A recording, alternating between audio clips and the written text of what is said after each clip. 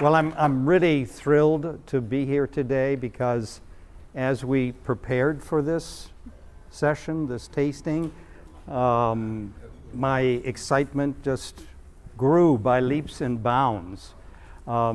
Eric is right. I have done numerous presentations, even though I'm meeting many of you for the first time here in Los Angeles. This is actually the 5th tasting seminar that I've conducted for the Commanderie in the United States starting last April, including a national meeting of Clavis in Dallas, which was organized brilliantly by Tim Jerome. And so here I am again. And at that meeting in Dallas, I had the chance to meet Randy and Lynn.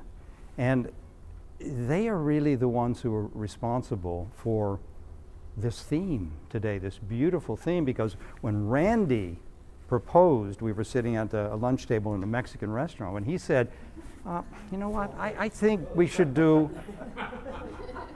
2009 and 10. And I instinctively, of course, I reacted positively, great idea, but I said, how are you going to get a hold of wines that we need to do that? But sure enough, due to their hard work, their dedication, here we are today finally with, I can tell you, yes, I'm going to make the promise, we have some brilliant, beautiful examples of both vintages.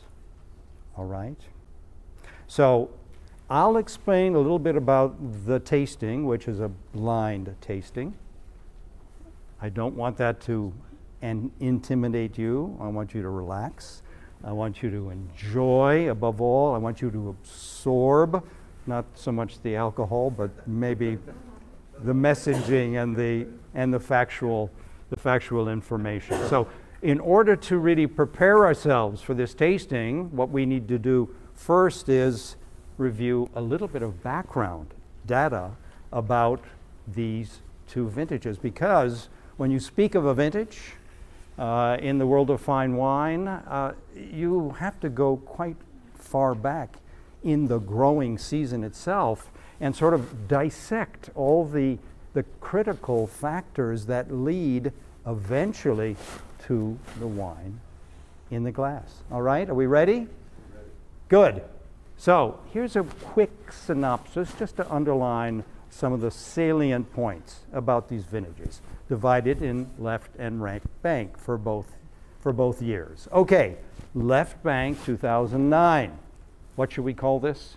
Powerful and sumptuous. You will verify for yourself shortly whether those are appropriate descriptors to use. Exceptional ripeness, yes, indeed, and Cabernet, certainly above all, ripened magnificently. And there was a ripeness of the phenolics of the grape that was extraordinary on the left bank in 2009. And even the seeds themselves attained an almost unheard of degree of maturity. So there were many more sun hours than many great years, including 47 and 61. How about the left bank? Well, very much mirrored the right bank very much mirrored the left, all right? Merlot, extraordinary high levels of maturity. With sugars in the fruit, where it all begins in terms of defining what ripeness really is, exceeding, going beyond some other great vintages. Acidities, on the other hand, particularly in Merlot on the right bank, were very, very low, indeed so low that they were at the level of that vintage often decried the heat wave 2003s. All right? Then if we look at 2010, what are we going to find? Well, certain key elements. Again, like 2009, a beautiful growing season. Very low rainfall, which we're going to take a look at more closely. Cabernets recorded elevated sugar levels comparable to 2009. This is exceptional. We have two vintages back to back. Two really marvelous, in my opinion, two of the greats of the 20th century. All right? Or actually, we're in the 21st, aren't we? 21st. Well, let me say that it also applies to the 20th. Fair enough. Shall I? All right. So, highly concentrated wines. All right, on the left bank in 2010, with strong, assertive tannins. I'm curious myself to see how much of those early tannins remain in the wines. I suspect quite a bit, because this 10 is a long, long keeping year. And low pH, abnormally low pH. So what would that mean? pH is a measure of the strength of the acidity. Strength of the acidity. A knife has a blade, it will cut. But the pH is a definition of the sharpness of the blade. So very low pHs that are almost never seen in 2010. So imagine the high sugars and the backbone, the definition of the wines, all right? And then on the right bank, yes, once again, a beautiful season. Grapes were small with greater anthocyanin content, coloring matter, than '09 even, or that other great vintage that we'll touch on further on, 2005.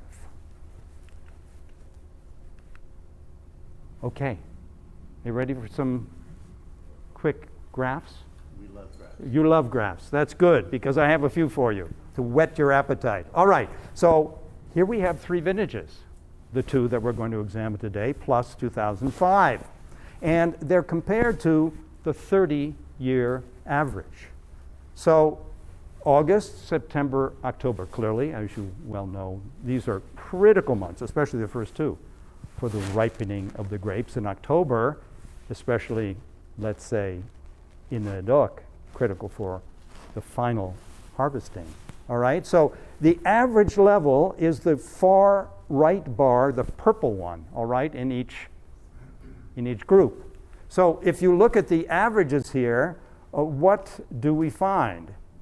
We find that generally September was the month which was so perfect for ripening the fruit, where average sun hours were at a higher level. October as well, for harvest, was beautifully sunny. Then if we look at the alter ego of sunshine, rainfall, here we have the same 3 vintages compared to the 30-year average. We see a somewhat different picture. You see we have July, August, and September once more, and the average is the purple bar on the far right under each. So if we look at the averages here, what do we find in terms of rainfall? Well, it's very plain to see, I think. How low in July, August, September, and October, with the exception of October 2010, when rainfall reached what would be considered a 30-year average. Then, slightly different, let's imagine we have all the vintages in the period 2001 to 2010, and we're going to rank them according to the rainfall. Here are the 3 that we've looked at just now. Where do you find them positioned on this graph? Well, yes, on the far left. You see where the average is. Right here, extremely dry, all right, compared to the norm. All 3 vintages, especially 2010. Now you might wonder, because I just showed you October 2010 at a higher level, but this is July to September. Okay, it's all how you present the information, isn't it? All right, let's keep going. This is a fantastic way of depicting vintages. Plot them. On the vertical axis, average annual temperatures. This is in Celsius, of course. On the horizontal, total rainfall, and now it's March to October. So really the full growing season. So here are our 2 vintages. On the left-hand side of our plotting, all right, 2009 and 2010. So moving from left to right across the graph, we go from drier to wetter. And if we're moving vertically from bottom to top, from cooler to hotter. So there are a lot of things that we could talk about here. I'm not going to go too deeply into it, but look, for example, because this was created as a reference for 2016. You see 2016 here? All right, and here's the preceding year, 2015. What does this really tell us? Well, I think there's a pretty clear message. There are always, though, when looking at weather and growing seasons and vintages, there are always anomalies. There are always those things that are puzzling, that look like they don't really fit the pattern. But generally speaking, the top vintages of these decades are in the drier and warmer quadrants, aren't they? Not entirely, but generally that's the case. Where would there be anomalies? For example, here is another vintage, the first vintage of this new millennium, as Eric rightly corrected me before, 2000. My goodness, look, it is towards the wet end of the spectrum during the growing season, and yet the wines were voluptuous, beautiful, rich. So there are always variations and intricacies when you're presenting this sort of data.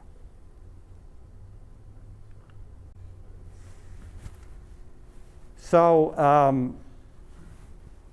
yes, sir. If you were to generalize, and you perhaps you can't, but would you prefer for it on that graph if you try to then relate attractiveness of the wine versus those parameters? Would you rather be in which quadrant would you rather be in? Which one would you think we should be in? Well, you would think, yeah, the northwest corner, but which is more important? Is it more important to be west or north? That is an absolutely brilliant question. I'm not being facetious. I'm absolutely serious. Because recent thinking, academic thinking, those who work at the University of Bordeaux and such, the intelligentsia of the wine world, have begun to shift their focus from temperature to precipitation. Especially, this is not universal across all regions, but in a wet region like Bordeaux, because it is a wet region. And so what a professor by the name of Van Leuven, you can look up his work, has found is that they have plotted vintages similar to this, going back for several decades, as a function of the water balance. That is, the measured water contained in the soil for each vintage. And it's quite extraordinary because, yes, there are some twists in the story, but overwhelmingly the data says that the best vintages in Bordeaux are defined by water, not heat. And that water table, not precipitation. Well, it's not a table. I'm talking about the water available to the vine, so closer to the surface. That's how it's defined. But that's interesting because if, for example, in 18, as Eric just pointed out, you had a lot of rain but a lot of heat, it might have mitigated the rain. It might be. It's a complex formula, isn't it? Because in truth, as you look back, looking at it less scientifically, you would have to say, well, wait a minute. Okay, I accept the best vintages are the driest vintages. But generally, they're also the warmest vintages. So both truths can be valid. So, but it's a fascinating question. Does that answer? Absolutely. Fabulous. Thank you. All right, let's see where we are here. And I think we're probably a couple of slides away here, one more slide away from getting into our tasting. Okay, there's a lot of data on this table, which I have recently put together for an article that I've published about 2016 vintage Bordeaux compared to various other equally great or perhaps superior vintages in earlier times. So how is this organized? Berry sugar. Okay, so this is a measurement of the fruit. There are target parcels that researchers from the University of Bordeaux every year go to take readings. And they take readings at different times. These figures come from the end of September in those identified parcels. So you're really at the point of complete or near complete maturity. So they're just the framework, they're structural elements, but they contain useful information. So we have sugar measured in gram per liter under Merlot and Cabernet, and total acidity, but attention please, because it's not what we do in the United States or in many other parts of the world. It's not tartaric acidity measured as, but it's sulfuric, which is the French measure. So here are our 2 years under the microscope, and it's fascinating to look back because this table goes all the way back to another year. It came up in dinner conversation last night, 1982, which in the day was decried by some as being this heavy-handed, overripe, New World vintage. I don't know if you... I'm sorry? Oh, her name is vaguely familiar to me. But there's her nemesis on this side of the pond, of course, cut his teeth on 82. And I don't have to tell you his name, do I? Right. So in any event, Parker was right. Parker was right. He assessed the 82s correctly.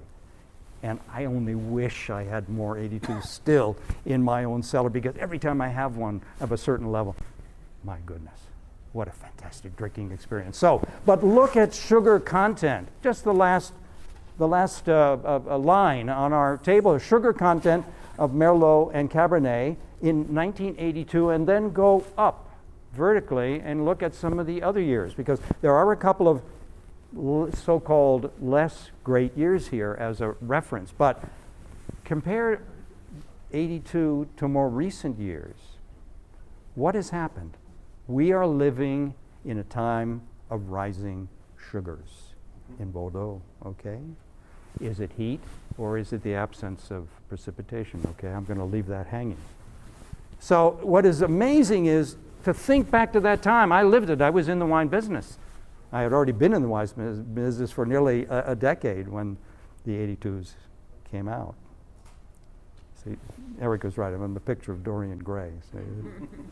So, but this is an anecdote simply to point out that how things are moving. You know, wine is a moving target, and the climate is really redefining what Bordeaux is, if not many other wines. Yes, Eric? Now, total acidity here measured as pH. Measured as sulfuric as opposed to tartaric. Right, but is it, are we looking at a pH scale? No, We're looking pH at, is not indicated there. okay. So it's some amount of extra liter. If they did take reading, but I didn't share it with you here because I didn't want to overcome it. Okay? Right. Any other final questions before we move on here? Anything else? No? Are we ready to go to our next phase? Now that you are all experts on the climatic ingredients of the two vintages that we have here, plus we've really taken the roof off already with this question about heat versus water. So how are we going about this today? Have you looked at your tasting sheet? You'll need to take notes. There's a lot of wine on the table, a little hard. You'll need to take notes. I might call on some people. I might. Listen, I want everybody to enjoy this. This is not about competition, and it's not about making anybody feel uncomfortable. Have we all got that? Yeah? I'm serious about this. This is about learning and enjoying, all right? So, yes? I have a question. So is Pear, are wines 1 and 2 on our map, Saint-Emilion? Yes.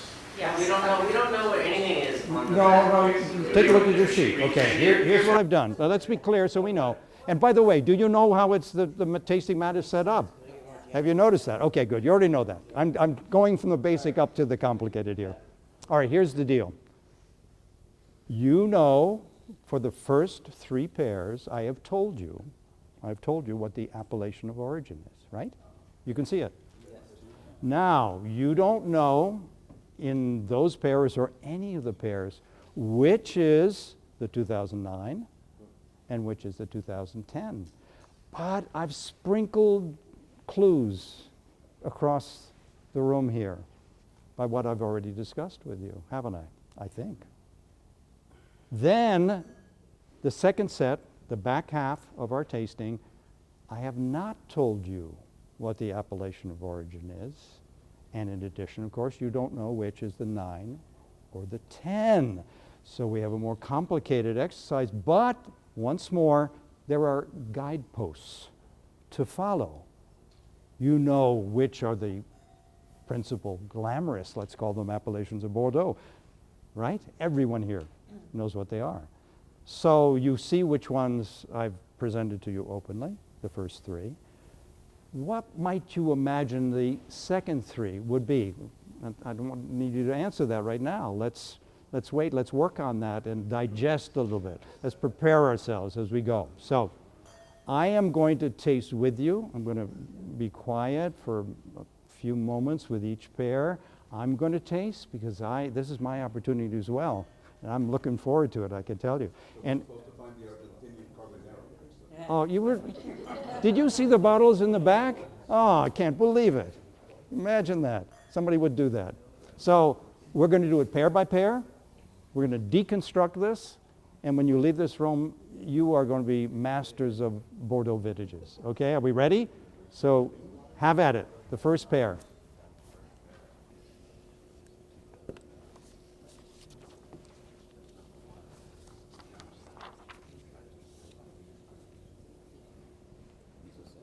Sorry, that's a good question. Are they from the same producer? Yes, same chateau, each pair. Okay, so it's a fair comparison. And I think this first pair makes it very clear, as I believe this particular slide here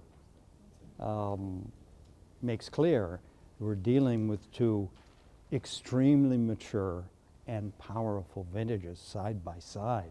So how to distinguish between them if they have that in common? And indeed, in this first pair, they do. And would you have believed if I hadn't told you that this was Sant'Emilio? The power, the tannic frame, maybe more in one than the other. My goodness. These are wines for, as they say, the ages, okay? And we'll see if it holds, whether both years, 10 and 9, are equally undeveloped here in 2019, or is one vintage or another beginning to soften, being just incrementally. 9 is softening. This gentleman says he knows which is the 9. He knows. They're both 9. 10 is so austere. Which one? You know which one is the 10 and the 9 then, right? Yeah. Would you like to volunteer that? I'm only asking because you said, you know. I don't want to put you on the spot if you don't want to. It's up to you. I feel like they're in order.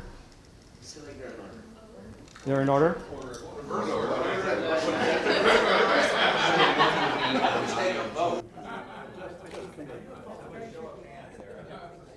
Just tell us what other berries you know. Roger, quick question. Yeah, go ahead. You said, Josh, you wouldn't think it's a Sant'Emilio. So what would you think it would be? Well, it depends on how much information you actually had. If it were kind of only part blind and you had a lot of things you could assemble your answer from. The question is how wide is your tasting repertoire experience? Because you're in the land of the greats here, so your frame of reference may have to adjust to that level. Roger, are they from the same chateau? Yeah, every pair is. There are 6 chateaux today. Okay, so that's even Steven, more or less. So, is there? Let me ask this question before we go further, because I don't need to hold things up.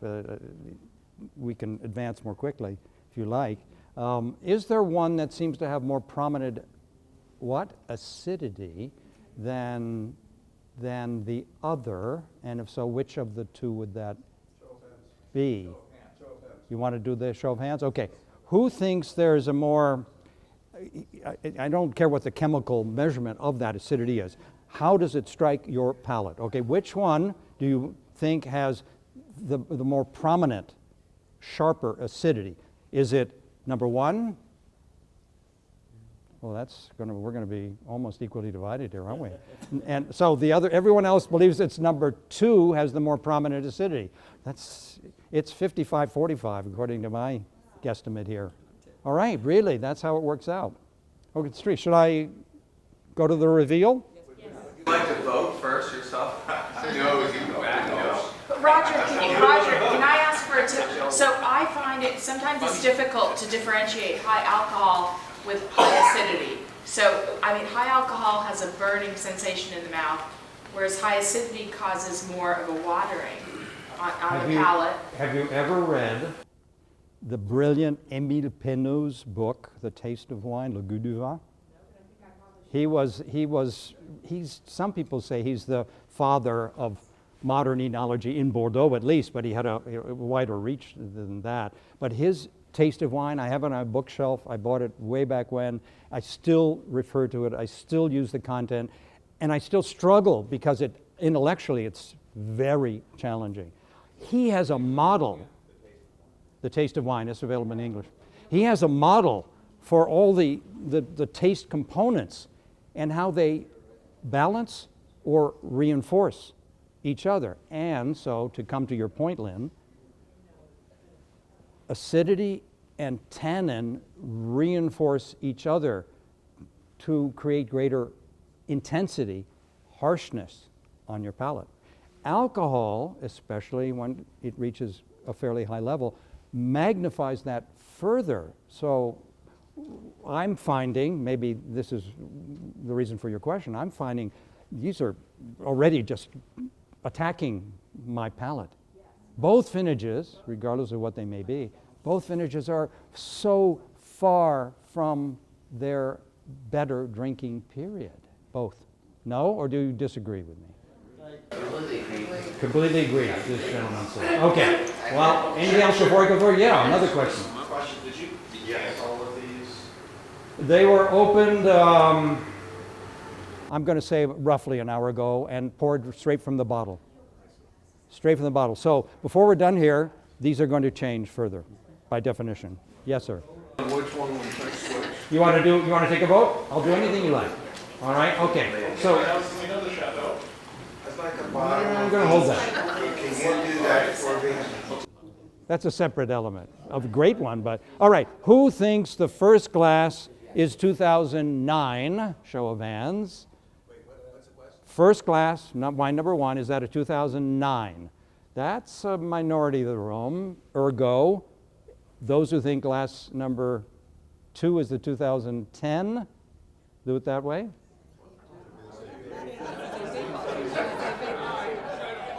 All right, so you're working with me here. That's good. I think the first glass is 2010. So you think that everyone else thinks that glass 1 is the 2010? Glass 1. Wait, what do you say now? Hold your hands up if you believe glass 1, wine 1, is a 2010. And that is a slim, very slim majority. Okay, so let's not... Well, all right, here we are, finally. Saint-Emilion, and which of the chateaux there on the UGC map is this one? Well, let me put it in these terms, because this is, again, sort of a test of your ability to judge quality and hierarchy of classification. And you know that the Saint-Emilion classification has been reworked pretty recently, unlike 1855.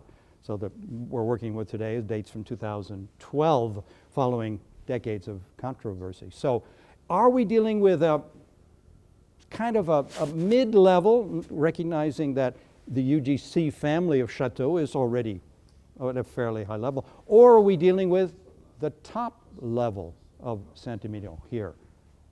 What do you think? I think this is mid to high level. Mid to high level, okay, but not top level. It's up towards the top. Say mid.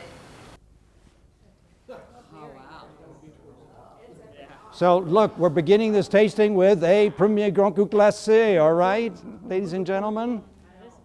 And I don't know if you followed Canon. I have, because I love the style of this chateau. But could we say that this is a little out of keeping with the subtlety and delicacy that you would normally find in a Canon? Yes, I think we can. So the vintages, both vintages, are speaking very loudly here. And I do believe that's going to prevail in our tasting here today, because very ripe years overwhelm their terroir and represent a departure from the average. No? So would you like to see what the vintages are? Yes, please. You would? Really, Jeannie? All right. Glass number 1, 2010. Glass number 2, 2009. So some had it right and some didn't. But to me, the marker was the acidity, which was more prominent on my palate in the glass 1. That was when you discard everything else, process of elimination, you come back to that acidity in the final taste, which says 2010 because of the acidity and the lower pHs. Okay? You see how easy this is going to be now for the rest of the tasting? It's so easy now, right? You've got all the ammunition. All right, so let's go into the second pair. Say, we can move forward here. Are you ready? Go.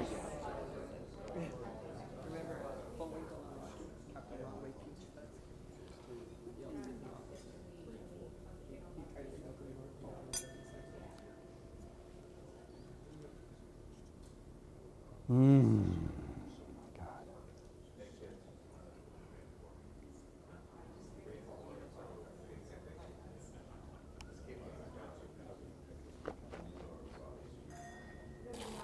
We're in Pessac-Leognan.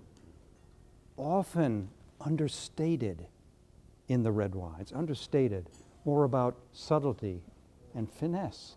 And yet, we have, as the French might say, two wines that are almost costaud. You know, they're a little brutish right now.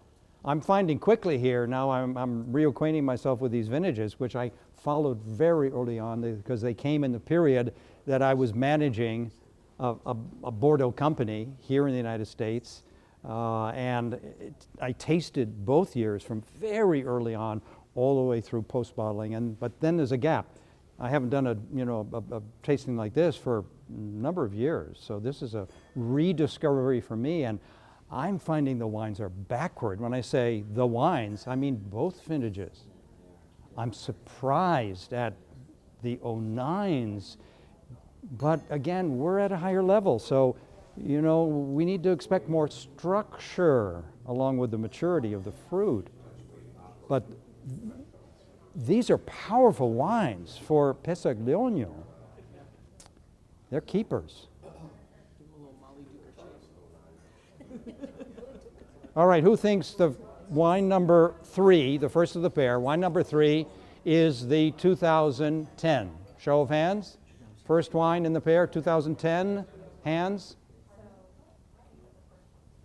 Why is your hand halfway up, Robert? Because I'm not sure. You is or you ain't? Well, based on So who thinks the first wine in the pair, which is in glass 3, is a 2010?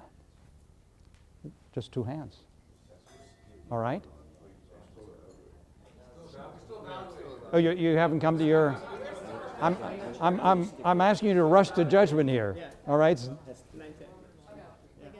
Any markers? Because aren't there differences in these wines? Go back to the very first slide. definitely lower. You know what? It's going to be pretty tough to do that throughout here.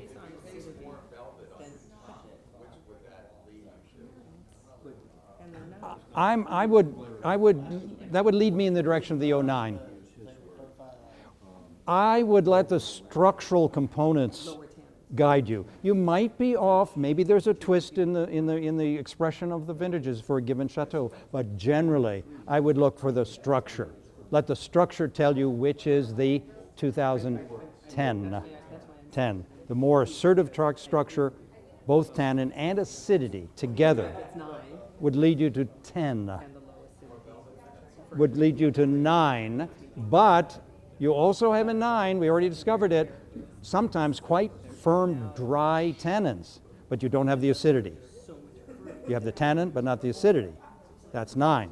That takes me to 9, but I don't. Okay? I'm conflicted. What do you think? Shall we? I won't vote anymore. All right, we're going on here to, if I can advance. You want to vote? I tell you what, here we go, finally. All right.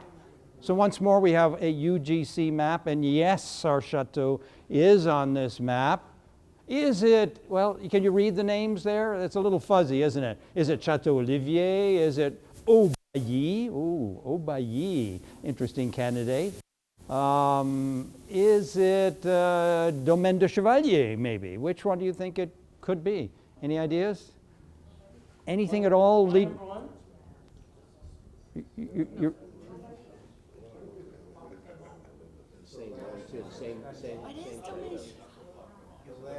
Now, if you have been tracking and drinking, I have a personal fondness for Domaine de Chevalier, and I've tasted quite old wines.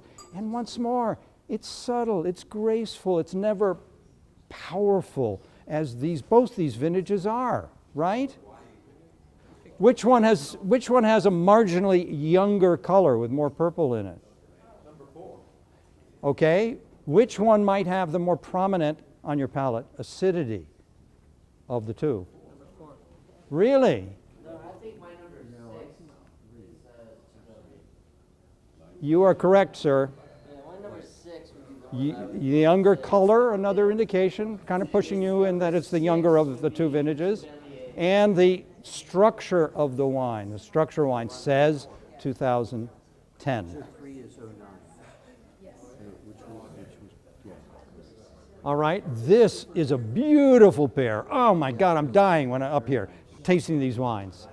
Really just beautiful. Both vintages. You can't touch the 10 for 10 years minimum. You look at it, a bottle, again in 10 years, and figure out where it is then. Yes, sir. Yeah. Back to my earlier question, now that you know, we thought there was like one that would anticipate from 10, it was more velvety. So how would we include it, which we did assume, but why would you know that it's more velvety than 10? Okay. I think, if I could presume to say, you're expressing the impact on the attack, meaning as the wine enters your mouth, it has so much fruit that it coats your tongue, but it's the finale, it's the final taste that sends you off. And what does that leave you with? The astringency of powerful tannin and pointed acidity. So let's say we're both right. We're both right. Okay? Tim. Yeah. What would you say is based on these 2 minutes optimum drinking would be? Well, I threw out on the 10, don't even open a bottle again until 10 years from now. 9, a little bit sooner, yes. Optimum drinking. You know, I mean, drinking windows, nobody, despite what you read in the press, nobody can predict the future in wine or anything else, right? So, yeah, once you do develop an understanding of certain types of wines, you can kind of project into the future. But I think for the 2 vintages, I think we're looking at a minimum of 13 to 15 years, and for the 10, way beyond that. Way beyond to optimum drinking, meaning there'll be some kind of a window or plateau, and it might hold on that for 5, 6, 7 years, but that's in the distant future. 10 is a classic long-term year, the sort of vintage that is fabled. They're lost to time in a sense. There are vintages that are tasted at 40 and 50 and 60 and 70 years of life. That's what 10 is. That's what 10 is. Yes? With Bordeaux, I have a hard time distinguishing between acidity and tannin. With Bordeaux only, or? No, like with Italian, so easy. But with Bordeaux, You know what you might want to do? There are component tastings. See if you can find one of those that somebody's putting on, where they kind of focus on, they have one wine that's incredibly tannic and but acidity makes your mouth water, correct? Is that what you said? I don't think I put it in that term. It's a sharpness on your tongue. Okay, think lemon juice. That's citric acid, so that's even more intense. But if you want a common taste, I'd go to lemon juice, that sharpness on your tongue. Whereas tannin, right, we're struggling with defining or distinguishing. Tannin is a black tea brewed too strong. Now, It's super challenging. astringency is different from sharpness, right? Are you with me? Does that make sense? Yeah. Between these vintages, it's very difficult. Yes. I mean, it's super close. These vintages are very closely regarded to one another, and for me to judge a 10 versus a 9 in acid or tannin, that's really a fine line. Yes. Super fine line. You are right. And it's very difficult. You know what? And I would basically say, if I was gonna say, maybe the 10 is a little bit more tannic than the 9. But very, very, very fine line. Like, just like working in a nice restaurant and working on the floor in a nice restaurant, you say, trust but very fine. And I'd say that's the difference between the 9 and the 10. It's the same thing. I say the 10 is a little bit more tannic, but it's so slight, it's hard to say. All right, so I think we need to move on in the interest of time. I'm sorry, but I'm going to have to keep pushing things forward. But I think the point made is very true. But I think what's clear to us now, we're on a higher register of power, of density, and of structure, whether tannin or acidity or both, in these 09s, 010s. So these are anything but fragile wines, right? Okay, so let's go on to our next pair, right? And so now we're moving into the Medoc, aren't we? Wines 5 and 6, all right? 5 and 6. Here's a question Yeah. you can ask. With Pear 2,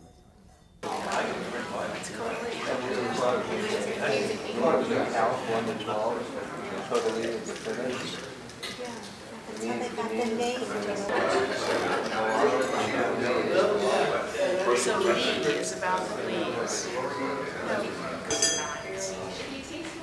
It's okay. Yeah. I think it's about It gets very nuanced there because you're dealing with mature vintages, very ripe vintages. So by definition, higher sugars, which we touched on, translate into higher alcohols. So in both cases, i.e. 09 and 10, we're talking about, for Bordeaux, quite high alcohols. Quite high alcohols. Does that answer your question or not? Or did you have a different translating too? But that we looked at it globally. Every chateau, every property, every parcel might have varying maturity levels, right? So this gets complicated, the individual site, and then the blend of varieties, which is the norm, of course, in Bordeaux, blend. 1 second, there's a question here. Again, it's a really good one because it touches on how long are wines aged in Bordeaux in barrel?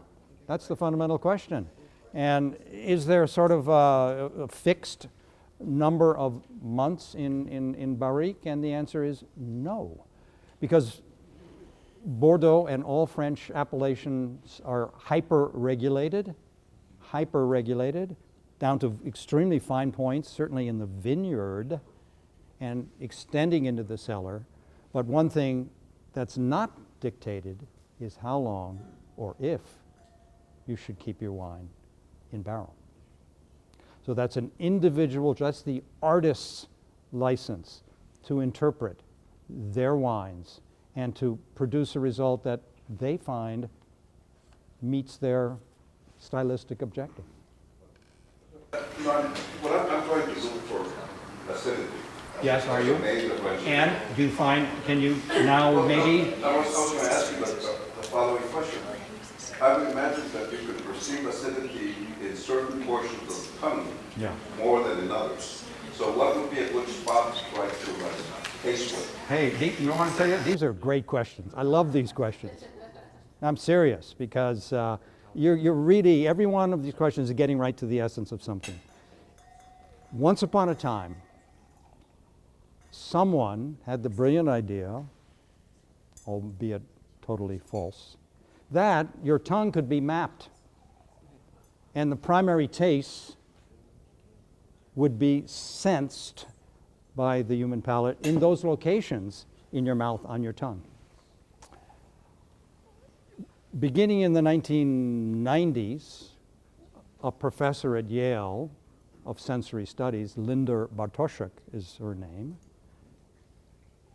debunked totally the tongue map. The tongue map. Have you ever seen a tongue map? Camp last fall. Yeah. They said the tongue map is bunk. Well, yes, there you are. But there are, I went to I'm not going to use the name of the company, the brand. I went to one of the world's most famous wine glassware manufacturers to their seminar, and lo and behold, right at the outset, what did they show? The tongue map. Because they were trying to say that their shape for each type of wine delivered the wine to precisely the right spot as a function of acidity, alcohol, blah, blah, blah, all sorts of things in the wine. Well, there you are. Myths survive. The truth struggles. Okay, so where are we here? Are we ready to go? While you're on the tongue map.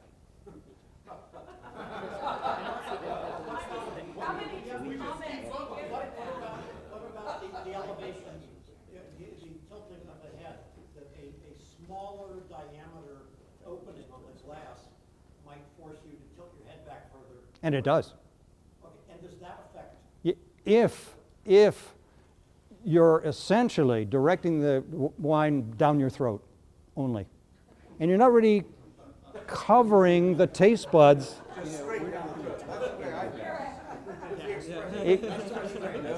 If you're doing, we're having fun now.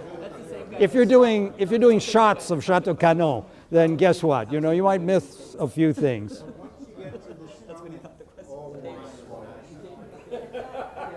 True. All right, so let's talk about this pair, shall we?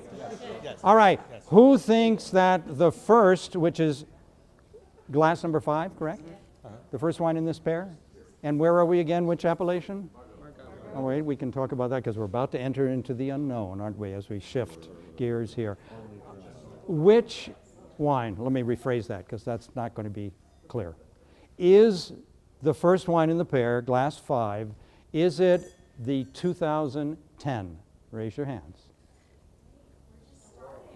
You're just starting. You're kidding.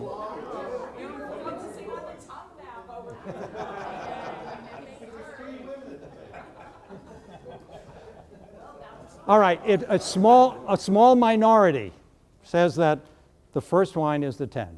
All right. They're wrong. Ooh. All right. I think the swords are drawn now. The swords are drawn. Okay. What do you see in the structural components of these two? I mean, I think I'm asking the same question again. No?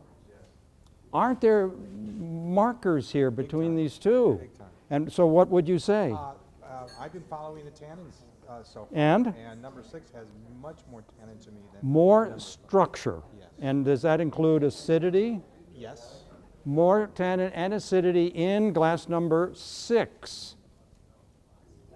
I find number 5 more approachable than any of the prior 4 we've tasted. Well, it's more... It's the closest to saying I could drink it. Could we say it's more Margaux-like, if you will? You know, whatever that really implies. You know what I'm getting at, though? Yep. Whereas 6, wow, that's a pretty assertive wine, structured wine for Margaux. Okay, so let's keep going here. All right, are we ready? Here we go. This clicker is not behaving. So, we don't know the chateau, you're about to find out, okay? Is it on this map? Come to think of it, I wonder. Ah, yes. I believe it is. All right? Have you followed the history of Lascombe? Because it's been bought and sold and bought and sold. It's in the hands of a French insurance company. Ah, aren't so many. La Mutuelle just changed hands this decade, it was 2011. So it's kind of, I think, struggled with defining its new style, its modern style. Some vintages in this last decade or so, I have found too big, too rich in fruit, not really Bordeaux, and way too much oak for my taste. New oak, new oak.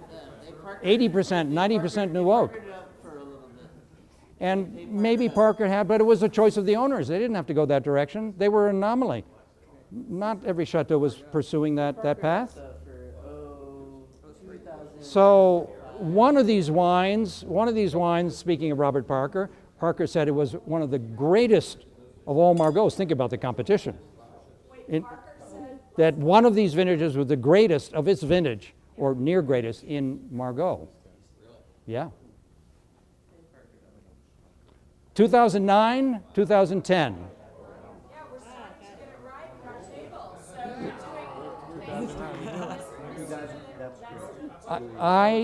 so I just knew, Lynn, that you would lead the way. Now, when you think about Château Lescombe, do you think about it as a second growth? Do you think about a second growth? I never think about it as a second growth. And yet, if you look at the ranking by price, indeed it hasn't been fetching the level that would merit second growth rank. So 2010 was the vintage that Parker it was the 97 points or something like that. So you ask yourself now, you make your own determination. Does it deserve it or not? Not. Oh, years away. Well, he made the judgment when he tasted it out of barrel. I love the 09. Look at that incredible fruit that's coming out of the nose there. Beautiful, love it. Beautiful. And the oak treatment, the new percent is high, but it's somehow absorbed.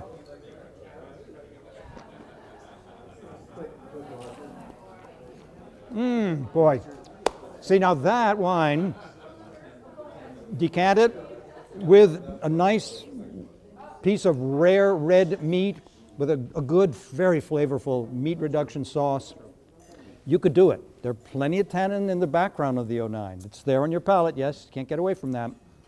You'll have to wait, but if you want to drink it now, there's so much beautiful upfront fruit that does coat, at least my tongue, beautifully.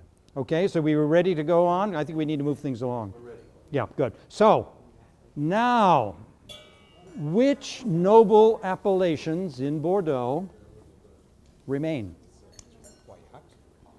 Pauillac. What else? Saint-Julien. What else? Saint-Estèphe. What else? Pomerol. You have your menu, ladies and gentlemen. There we go. All right, so let's go into this next pair now, namely wines 7 and 8.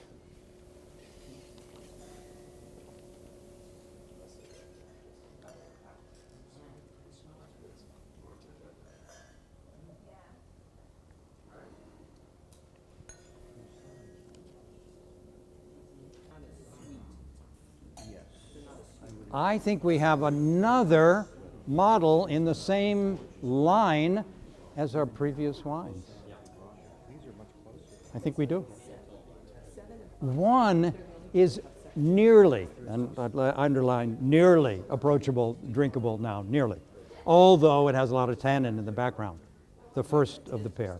The other has it's compact, it's more narrowly focused with a quite rigid frame, backbone. But an amazing length of fruit that's compacted, that's hidden within, that's just on my palate, just goes on and on and on and on. Super. Really good.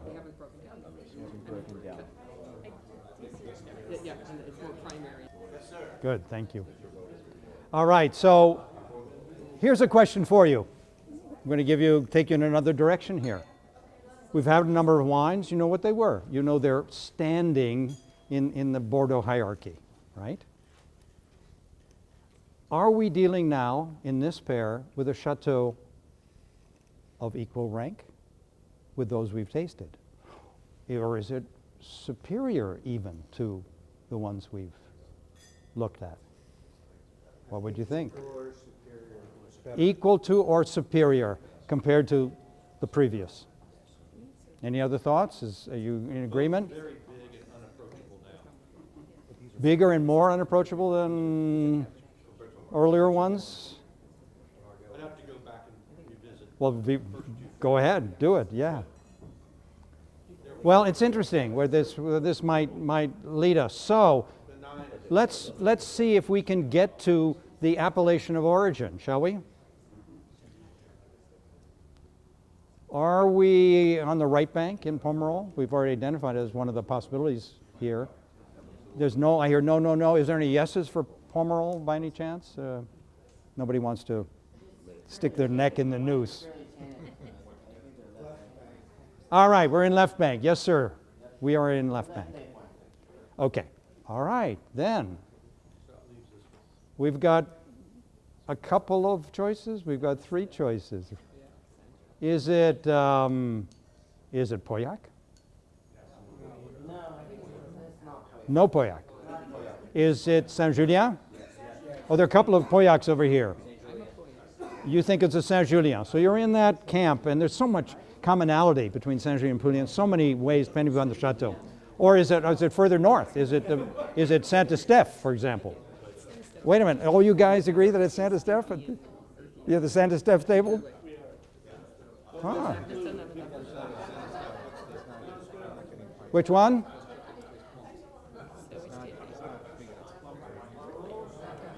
So Saint-Estèphe, and maybe as high in the ranking as a Montrose. That's what you're thinking. The owner of this chateau, well, I don't want to be vulgar, but he's just had a very happy moment. Oh. By the comparison to Montrose. A clue. You ready? Shall we? You want to take a vote? I haven't been asking for it. Saint Julien, it's Saint Julien. All right. What we had, that's a complicated vote because we got the 3. I don't think we have time.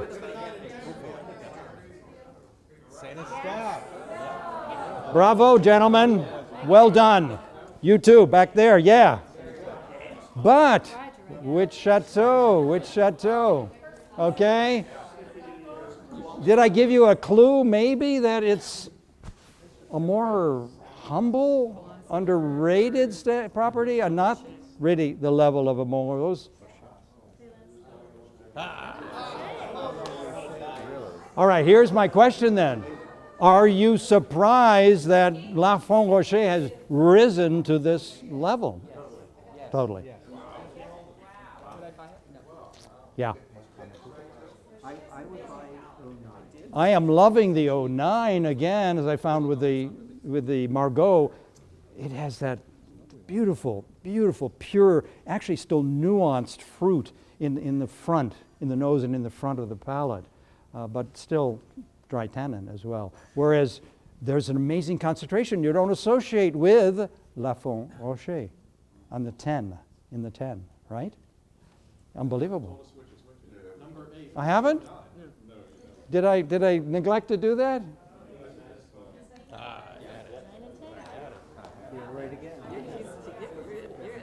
You're nodding. Did you nailed them? All right. Good for you. We're hitting home runs now. Yeah. Okay. Good. Already now our last 4 wines. All right. So the penultimate pair in glasses 9 and 10. 9 and 10. Let's look at those.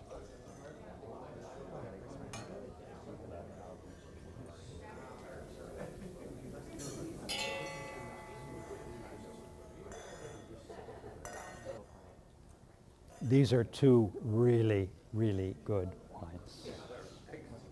Really, really fine. One is more revealing and one is more backward, i.e. it's less showy, less developed now. That's another clue. We've been seeing that. But it's marked in this pair, that division is quite obvious, I think.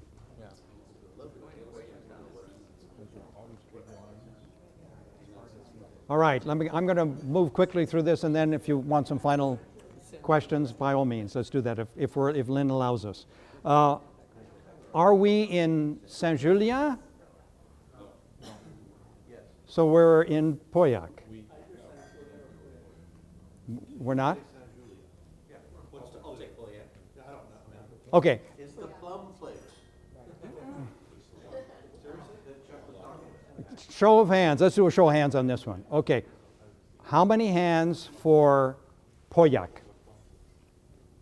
A little less than half. How many hands for Saint-Julien? Let's see if everybody's, I don't think everybody's voting. That's the trouble. Yeah, well, there are two appellations. We got two appellations. Yeah, of course it is.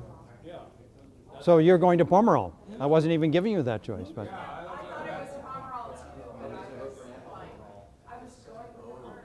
So you would, if you didn't know anything, you would say Pomerol maybe. Color's a dangerous thing. Yeah. I'm sorry? Color.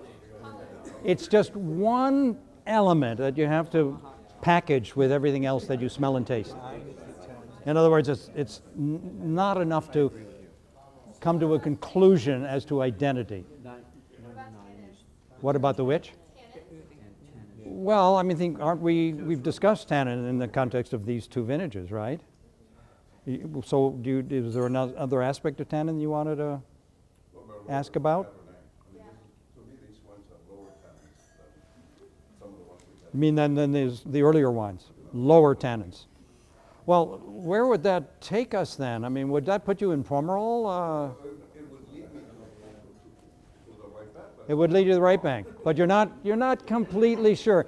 Did I see your left foot on first base over there? Okay. All right. So I think it's tougher than I honestly thought it might be to identify. All right. So now here's the curveball, since I've used so many baseball analogies here. Yes. Did you have a question before I talk about this? All right. What is the profile of Pauillac? Don't rush to judgment, because be careful. Are we talking about northern Pauillac along the border with Saint-Estèphe? Are we talking about that style? And that style surely is different than the more southerly ones, and maybe the more fronting the Gironde. It's not the Château Latour style. It's not even the Lâche-Bage style, is it? It's something else. So Pauillac, before we quickly say it's a certain profile overall, density, power, all those things. It could be other things. It could be real concentration, but a more elusive, a more complex, more sort of high-toned, as the term goes, aromatically, expressive. Aren't we talking about the difference between Latour and Lafite? Latour and Lafite, diametrically opposed, perfect examples, paradigms, each one. So is this closer to Latour or closer to Lafite? It's closer to Latour? I think it's one of the Pichon. I think there's a lot of. It's a Pichon, so that straddles the two styles in a sense, maybe. Maybe because Makes me feel like it's could be Pichon alone. okay, that's a couple of people going in the Pichon direction. So you're not going So to. given this disparity, can you even come up with a typicity for Pauillac? You have to divide it essentially the way I've described. You can go further. So there's a typicity for Pauillac then? Well, you know, if you read a general wine encyclopedia, they'll make a statement about what Pauillac is, but it's not enough. The truth is more complicated, more complex, broadly in the two families of styles I've described, with intermediary styles as well, okay? So I'm overstating it, oversimplifying as well. I said, is it the Latour or the Lafite style? It's the Lafite style for many reasons. Let's talk terroir first, where it's situated, all right? You're talking about cool, even north-facing in some places, right there bordering, as Lafitte does with Saint-Estèphe, right on the boundary, right on the stream, close to it there in the upper limit. You don't see Lafitte, you don't see Douar, which is here, you can't read the names. Right there, north of, just above Carouade, the section of Lafitte that gives to Carouade. But of course, the hand of the maker is strongly on this wine. Strongly. Isn't that funny how it worked out that way? All right, so then we come to the vintage question once more. Clearly, these are very different wines, aren't they? Yep. Right, very different. Any comments, any thoughts quickly before I reveal? Okay. Hey, you hit it on the money again.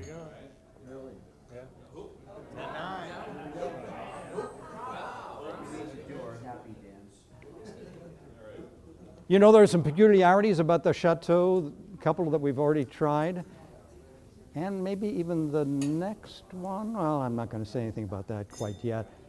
There is no chateau at Douar-Millon. That's why all the pictures you see when somebody tries to come up with an image, what do they show? They show the cellar. There's no chateau. Peculiar in the world of the 1855 gross. And the preceding Chateau, La Font Rocher, that we talked about, that also had an oddity, historically speaking. It's the only 1855 whose chateau was constructed in the 20th century. Funny, isn't it? Right? So this is a chateau that has risen, I won't say quite from the ashes, but it's had a long underperforming period until the late 2000s. Maybe 2008 was the demarcation point. And of course, about that same time, China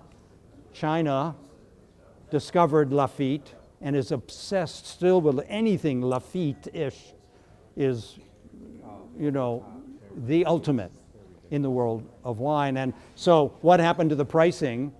Once it became known that there was an association with Douar-Millon, the pricing of this wine shot up late 2000s and early this decade. So look at the percentages. Yeah, isn't it strange? And even in this sort of division. Yes. What does it tell you? Well, it's got to be about acidity and balance. But it's a winemaker's choice. It's a winemaker's artist decision. But there's a huge difference between 9 and 10. But the formulas are not dramatically different. There is a difference. No, admittedly. That's what I asked. Yeah. The other ones were very close. These, to me, 10 percentage points.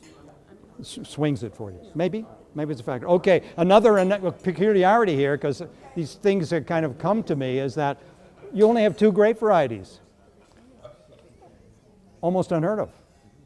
It's certainly amongst the classified gross in the Medoc to be working with only the 2 principals. No Cabernet Franc, no Petit Verdot, no splash of Carmenère, right?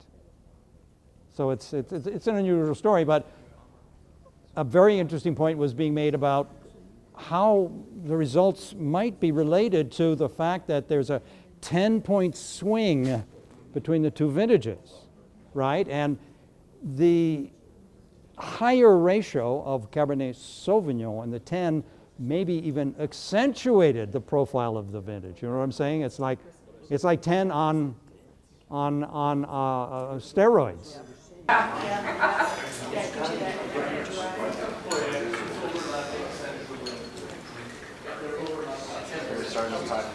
When you say overlapping, you mean what?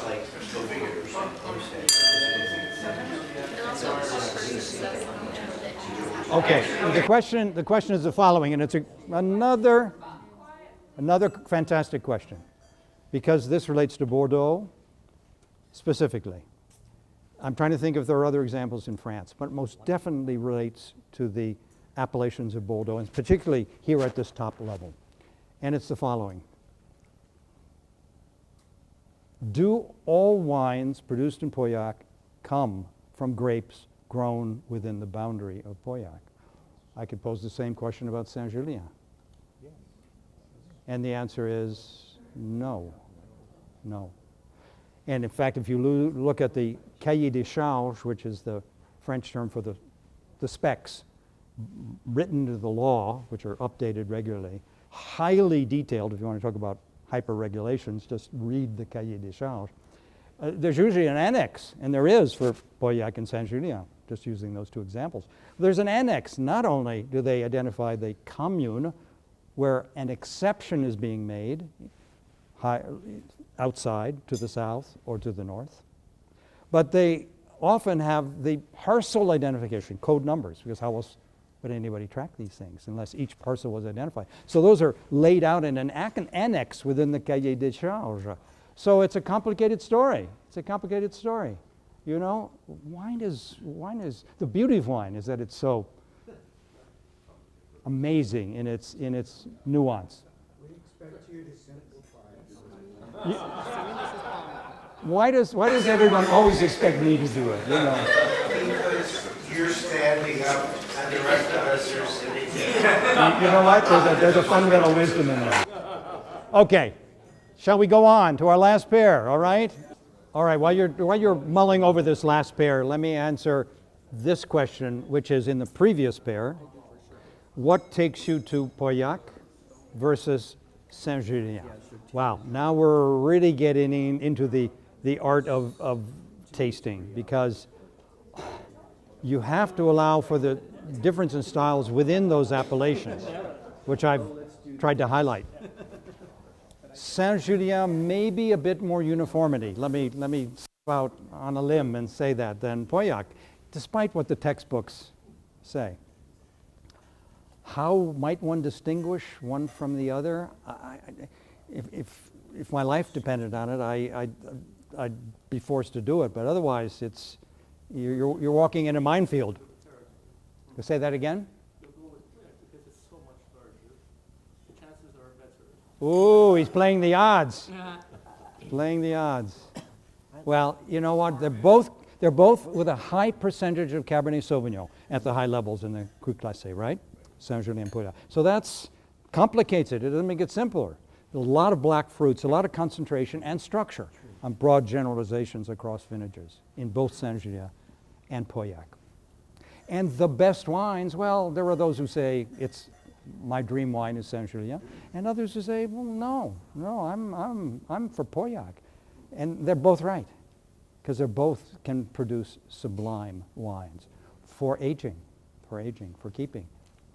They're the archetypal Bordeaux. When people think about claret, most historically, most people don't think about right bank, they think about left, and when they think about left, that's where they are, Pauillac and Saint-Julien. Do you agree? Yeah, I think. Okay, are we on? Have we done these last two wines? Everybody tasted them?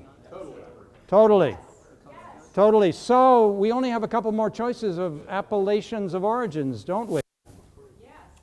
And Lynn, so where does that leave us? I'm thinking 11 and 12 on our tasting mats are Saint-Julien. There's a vote for Saint-Julien. How many people say Saint-Julien?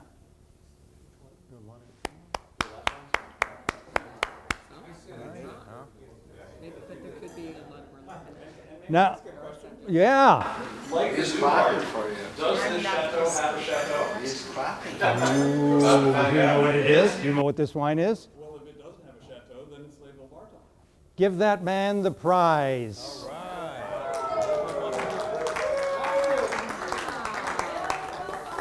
A plus. Can you see how people can identify wines in a blind tasting? Seems impossible. Of course, there is a little bit of help, but that's all right. We're not going to take away from that. All right, so Levi Barton. So let's just say the following. Was this the right order? If you wanted to do this open, not this blind tasting exercise. If you want to say, okay, Roger, these are the chateaux I have, these are the vintages, would you present these last three appellations and these specific wines in the order that I presented them here today. Is a yes here? I'm sorry, say that again. Well, that's interesting. If you were doing this, would you do it in the same order he did? Of appellations. About It's interesting because it was we were working with a limited range of wines, and I had to kind of think about a lot of things to come up with this blind appellation test. So, did you learn anything more that you didn't know? Here's the question to take home about those three appellations. Did these wines help you, these three blind pairs, or did they confuse you more as to the identity of Pauillac or Saint-Julien, for example?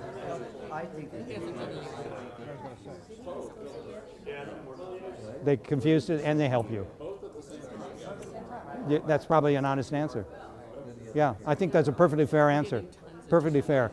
Which only proves that it's tough. It's really, really tough. Okay, vintages, ladies and gentlemen. Are we ready?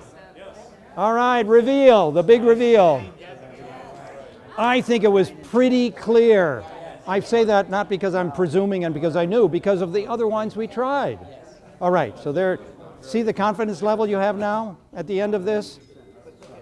Robert Parker, I keep using that name because, you know, he's faded from the scene after having an enormous impact on the world stage of wine. I am not a critic of Robert Parker. It has long been a fashion to dismiss him. I do not. I recognize him for his incredible contribution. He was guided by a brilliant, gifted palate. And above all other regions, it's Bordeaux, where his brilliance is most revealed. So these 9s and 10s were really his swan song in a way. He's receded, and guess what? You want to hear my editorializing?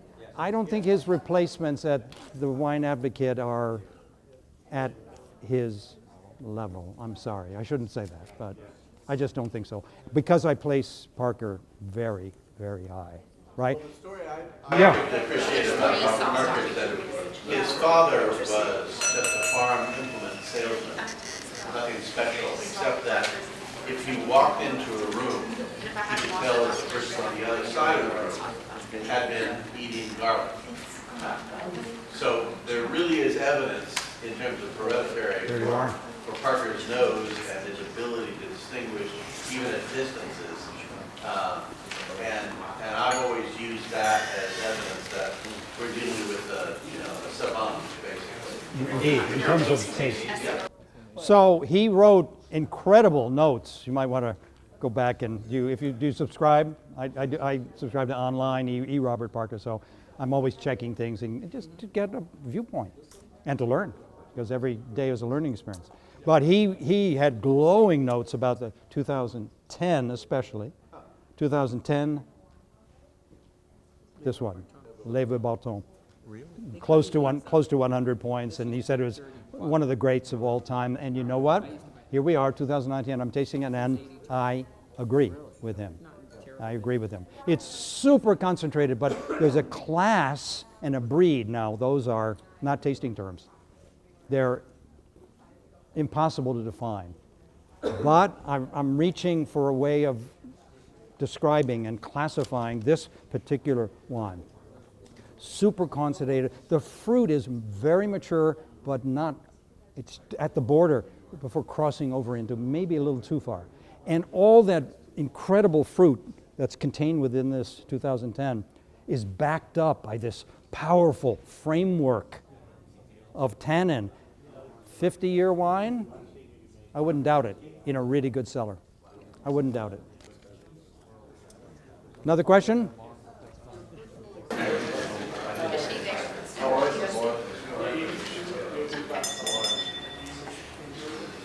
Could you repeat? Too long ago. 82 Le Vieux Barton. I'm being asked what my impressions were, and the last time I tried it was too long ago. Okay, I don't want to push the group into a problem with the timing and the dinner service and everything else. If there's maybe one more question. Is there one? Quick question. Here we are. All the statistics you showed us yesterday were interesting, as to rainfall and Sunday. Then you only went to grape variety when you talked about the pH and the sugar content. Isn't it fair to say that the overall statistics for sunshine, heat, and rainfall can't apply evenly across the board for all grape varieties, and that therefore blending is a big factor in Bordeaux that you have to take into consideration? That is, I think, a very wise assessment, because blending of multiple grape varieties, which come to maturity at differing times and have different chemical profiles, is a way of creating a unity, harmonizing. And isn't that what Bordeaux is really all about? Harmony. So I'm going to, I think, leave it on that note, and I'm looking forward to dinner with everyone.